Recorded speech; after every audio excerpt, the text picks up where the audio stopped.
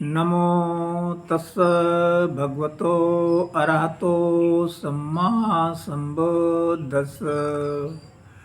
नमो तस् भगवतो अरहतो सम्मा संबुद्दस्स। नमो तस् भगवतो अरहतो सम्मा संबुद्दस्स। नमो बुद्धाय। मित्रों, आइए धम्मपद की 19वीं गाथा जो यमकवज्ञ में है उसका अर्थ समझते हैं। बहुम पिचे संहितं भासमानो न तक्करो होति नरो पमत्तो।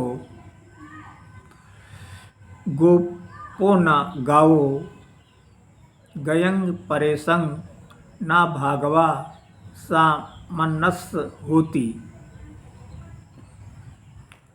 बहुम पिचे सहितं भासमानो न तक्करो होति नरोपमत्तो। गोपो व गाओ गणयंग परेशंग न भागवा सा मनस होती।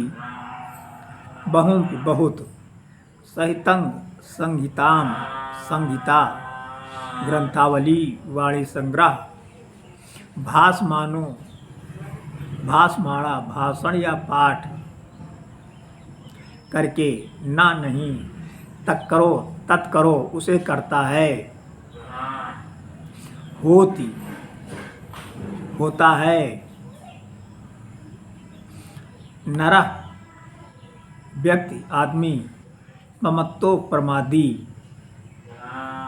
गोपो गाओ ग्वाले के समान गायों को,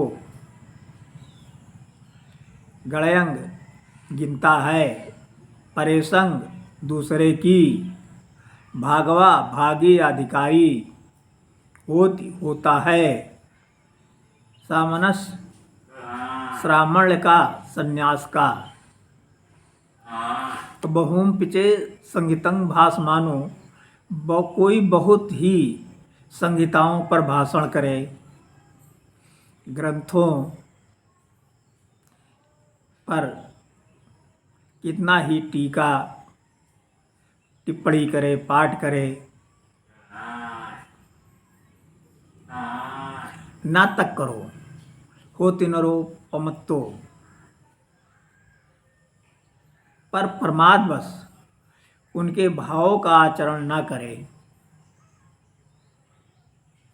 जो संहिता में, जो धार्मिक ग्रंथों में आचरण के सिद्धांत दिए गए हैं, यदि वो उस पर आचरण नहीं करता, केवल पाठ करता है, दूसरे को केवल समझाता है, बताता है, तो वो वैसे ही सन्यासी का अधिकारी नहीं होता जैसे दूसरे की गाय को चराने वाला ग्वाला केवल गिनने वाला होता है, वो गाय का मालिक नहीं होता। सामण्य संन्यास का अधिकारी कौन होता है? दो भिक्षुओं की कथा से इस गाथा का अर्थ समझते हैं। गाथा, श्रावस्ती में एक बार दो उपासक मित्र तथागत के संघ में शामिल हो गए। उनमें से एक धर्मोपदेश ध्यान से सुनता था। उसके परिणाम स्वरूप उसके अंदर काम भोगों की चाह समाप्त हो गई। 5 वर्षों तक साधना करने के बाद शास्ता से प्रार्थना भाव से बोला, भंते, मैंने वृद्धावस्था में प्रव्रज्या ग्रहण की है, अब मेरी स्मृति भी दुर्बल है, अब मैं ग्रंथों को कंठस्थ नहीं कर पाऊंगा। हाँ, मैं विपस्सना की साधना पूरी तन्मयता तथा लगन से करूंगा। ऐसा सुनकर शाक्य मुनि ने विपस्सना की क्रम विधि समझा दी। भिक्षु हृदय से साधना में लग गया। कुछ समय बाद वो तपस्या ने रंग दिखाया, वो अरहत्व को प्राप्त कर गया।